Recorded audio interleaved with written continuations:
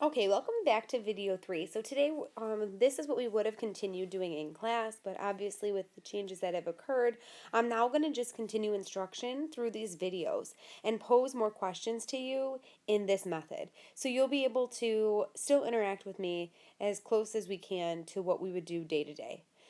So my question to you from the last video was that if I gave you two groups of 10, how can you keep the square looking like a square?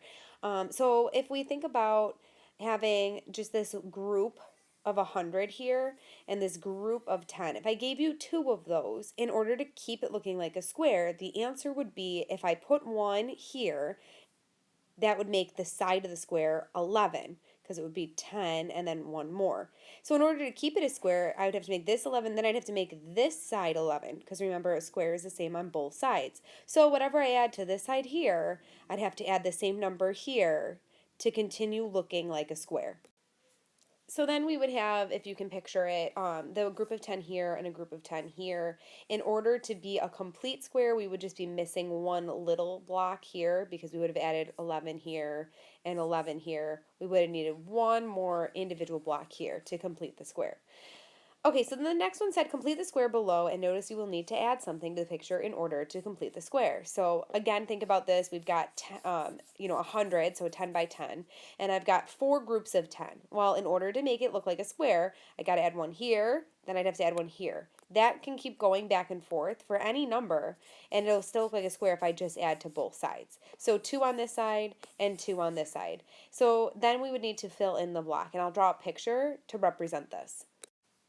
Okay, so taking what I was given this square and then the four groups of 10. I put 2 on each side. Now, in the question, I said you will need to add something to complete the square. Well, all we can add is ones, individual little blocks down here to complete the square. So, how many little individual ones would I need? And the answer is 4.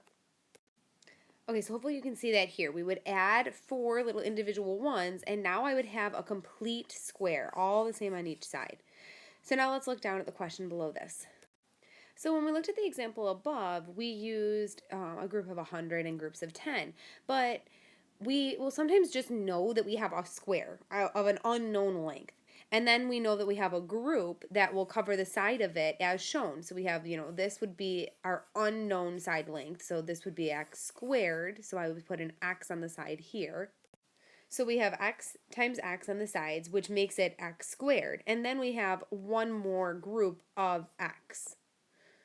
So that's just an x in there. So it's kind of hard to see, but we can see that the side of it is x, making this x squared, and this is just one more of x. So the value in the whole bar represents x, but there's only really added 1 to the side of the new square. Okay, so completing the square can be used to create a new square. So complete the square with the following quadratics by filling in the blank and then determining the new side length. So we're going to use those same picture ideas to create pictures that represent each of these scenarios. Okay, so we have y squared, which is represented by y times y squared represented by the square here. Then I have two groups of y, so in order to keep it looking like a square, we're going to add one group of y to each side. So that's what this is, a group of y and a group of y.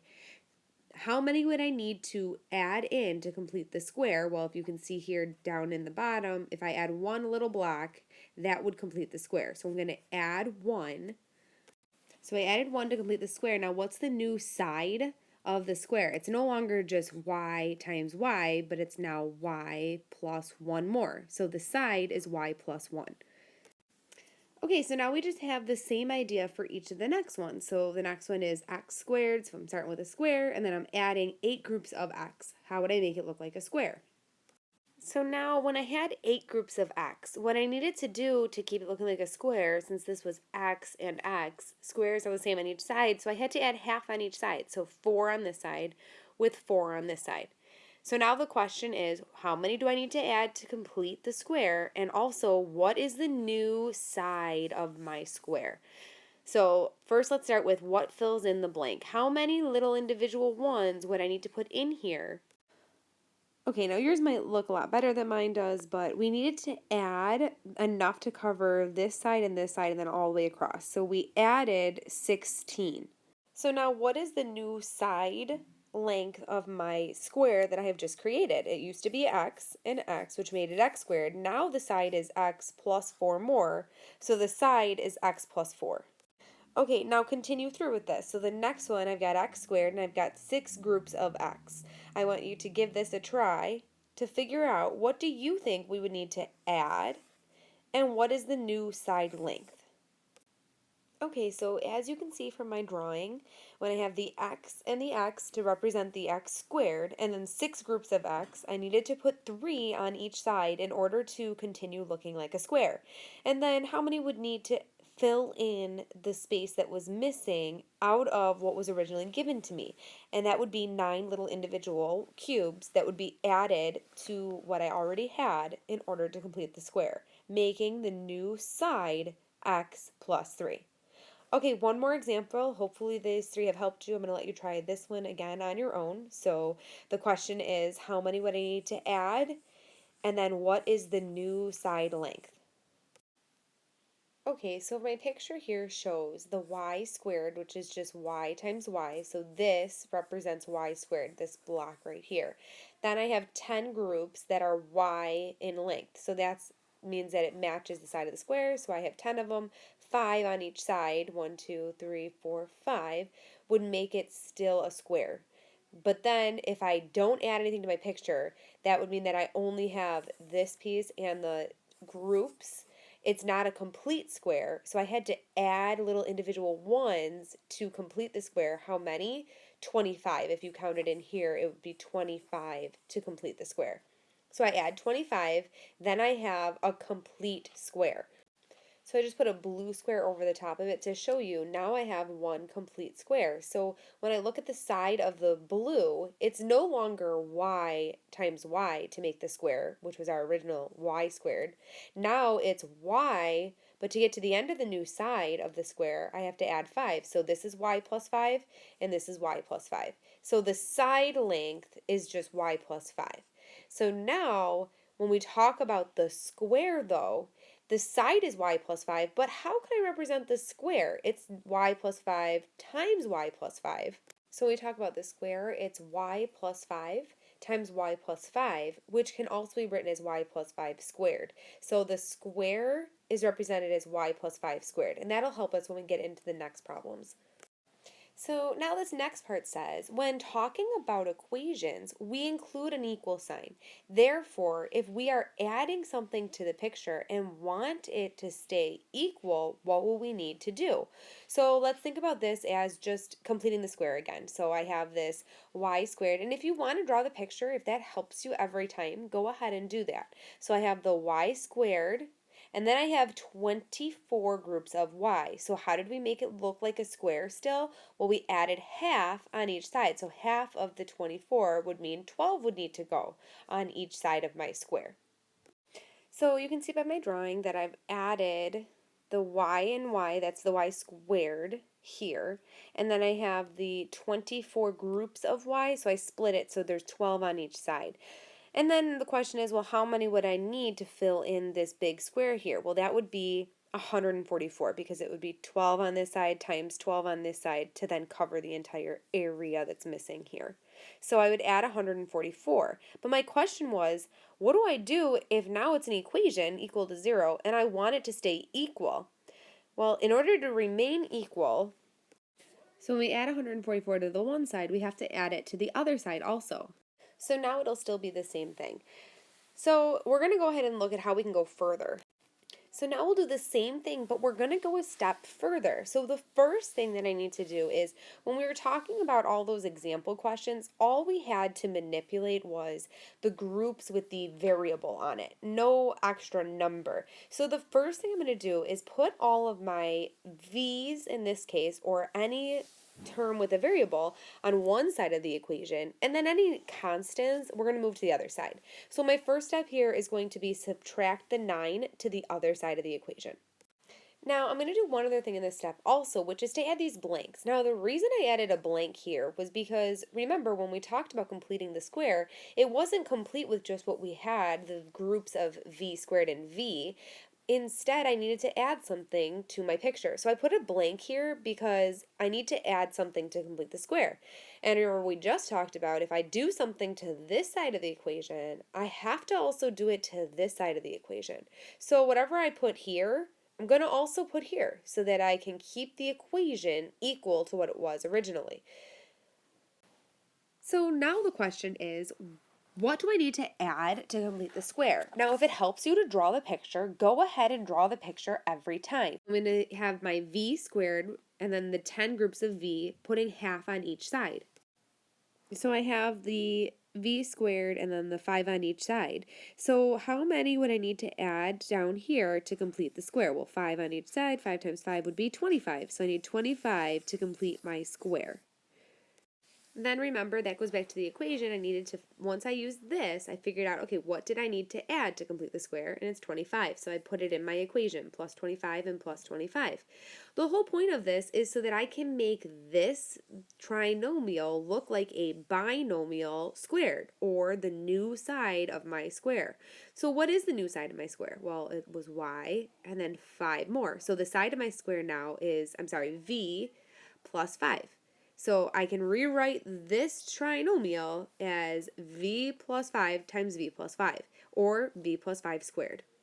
Now, negative 9 plus the 25, or 25 minus 9, gives me 16.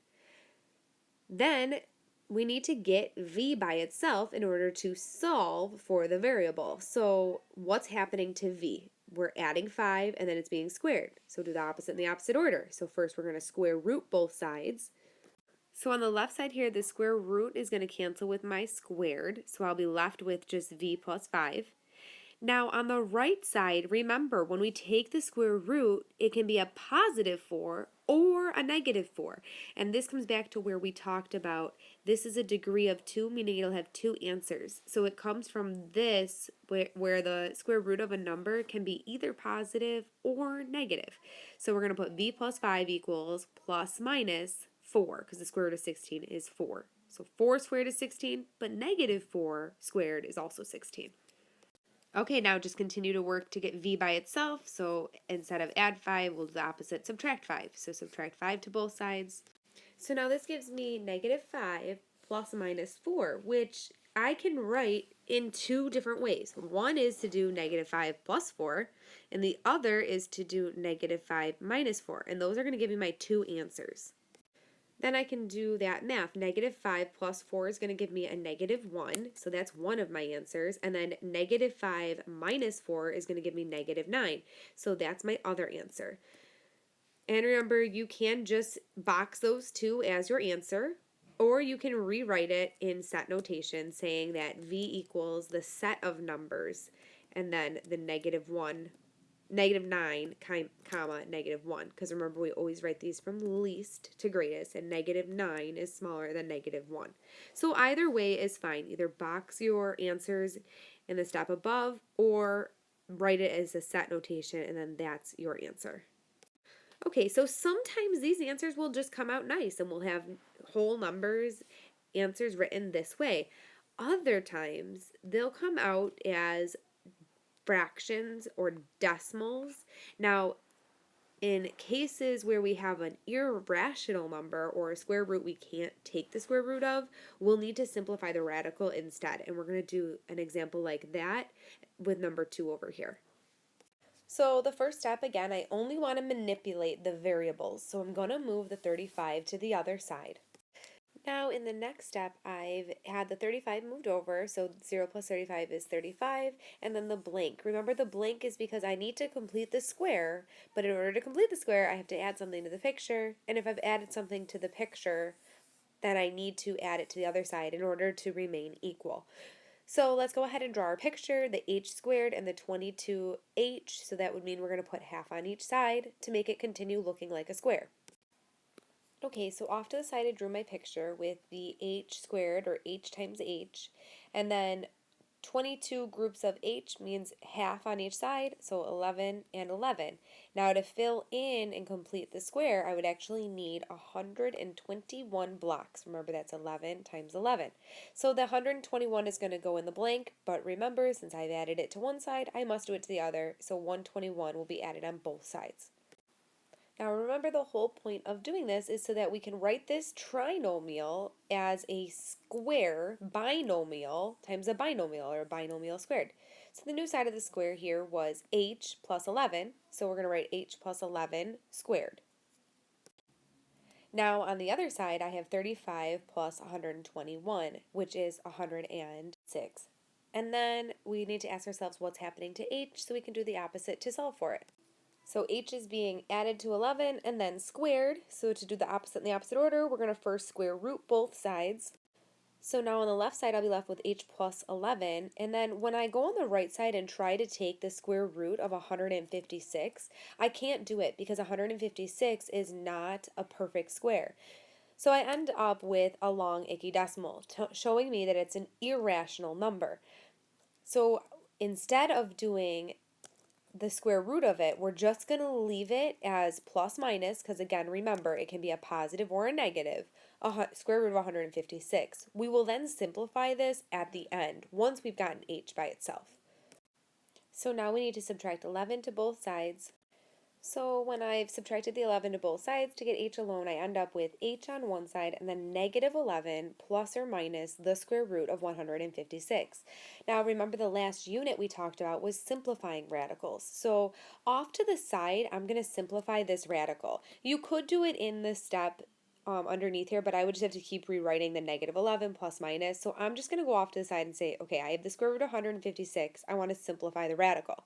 So remember, to simplify the radical, we need to find where 156 falls on the VIPs list. So it helps you to write your VIPs down or have them in your calculator by going to y equals and then x squared. Then find where 156 falls on the list. Work your way backwards up the square root list to find the biggest perfect square that goes in. So for 156, we'd find where it falls. It falls between 144 and 169, so we have to start with 144, divide 156 by all those perfect squares until you find the first one that does come out as being divisible. So when we do that, 156 divided by 144 doesn't work. Continue working up. 156 divided by 121 doesn't work. Keep going, and actually the first one that will work is all the way back up at number 4. So we can rewrite the square root of 156 as the square root of 4 times 39. So we have the square root of 4 times 39. I can take the square root of 4, so that's going to come out of the radical and be written in front, since the square root of 4 is 2. So then we'll rewrite this as 2 radical 39. Now that I've simplified the radical, I can put it back in where I had the square root of 156 in my answer. So my final answer would be h equals negative 11 plus or minus 2 radical 39. So remember, that's actually two answers. We could do negative 11 plus 2 radical 39 and negative 11 minus 2 radical 39. So that's how we simplify when they come out irrational.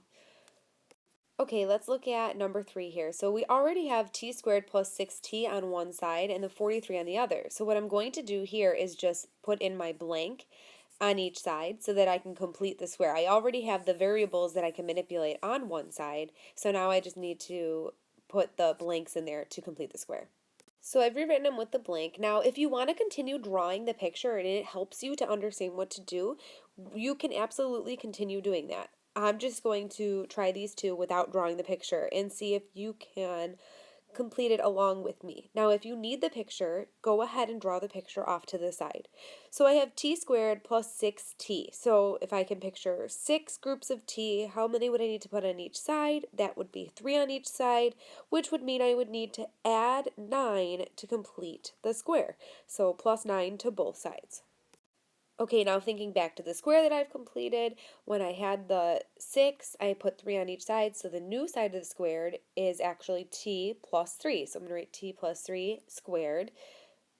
And then on the right side, 43 plus 9 gives me 52. Now we work to get the t by itself. So what's happening to it? We're adding 3 and then squaring it, so do the opposite in the opposite order. So square root, then I get t plus 3 equals plus or minus radical 52. Now I can't take the square root of 52, so this will be another situation where I have to simplify the radical, but for now I'm just going to continue getting t by itself and simplify at the end. So it's t plus 3, so undo that by subtracting 3. When I subtract 3 from both sides, I end up with t equals negative 3 plus or minus radical 52. Now again, off to the side, I'm just going to simplify my radical 52 so that I don't have, because I can't take the square root of it, and I don't want to have to rewrite it. So I just like to do it off to the side. So radical 52. Where does it fall in the VIPS list? So it falls between 49 and 64. So start at 49 and then work backwards. So is it divisible by 49? No. 36? No. And continue backwards.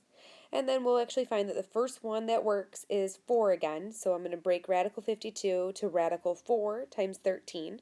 Then I can actually take the square root of 4, it becomes 2, so then I'm left with the 2 out front and the radical 13. So now I can go ahead and put that back in place of the radical 52, remembering that I still have this plus minus, accounting for that either the positive or negative of the squared would end up giving me the 52. Answer then is t equals negative 3 plus or minus 2 radical 13. Okay, so we'll try one more together before you do some on your own. Okay, so the first step is to add the 17 over because I can only manipulate the variables. So then I have the g minus 28g with a blank because I need to add something to complete the square, and then the 17 with a blank to offset what I have done on the left-hand side. So if I have 28 groups of g, in order to keep it looking like a square, that means half on each side, so half of 28 would be 14, so 14 on each side. But there's an important thing to remember here. There are negative groups of 28. So when I look at the side of my square, it's still that I've added to my picture, but I've added negatives. So when I think of what the new side of the square is, I need to remember that it was a negative value there. So negative 14 on each side. How many would need to be added to complete the square? Well, 14 times 14 would give me 196. So I'm going to add 196 to both sides. Okay, so the new side of the square is g minus 14. And remember, that's again because I had negative groups of g. So they still, the side of the square, if I wrote it out, it would be g and then minus 14, not plus 14. So we'll rewrite this as g minus 14 squared, and then 17 plus 196 is 213.